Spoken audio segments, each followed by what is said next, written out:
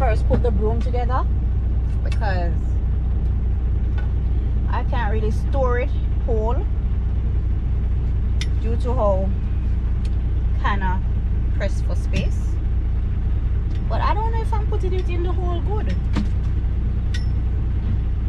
I don't think I'm doing this the right way at all. And that's how it gave me a problem the first time, you know. I don't know, maybe I bought the wrong stick for the hole. That sounds wrong. But yeah, that's how I feel like this stick not right for the hole. It's just the wrong stick for the hole. Maybe I bought a two. This was meant for another broom. And that's how it was giving me problems the first time too, you know.